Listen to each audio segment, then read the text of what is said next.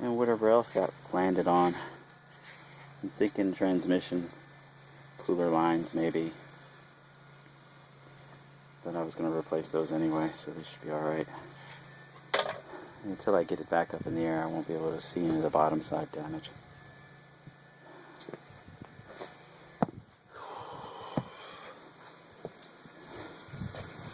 Yes, I actually do believe in God, the one true and living God.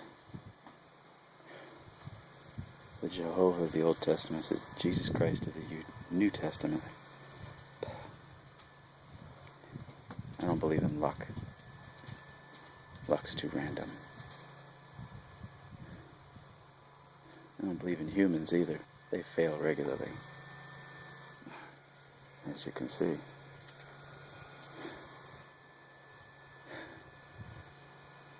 God made sure I didn't get hurt, and I'm thankful to Him for that.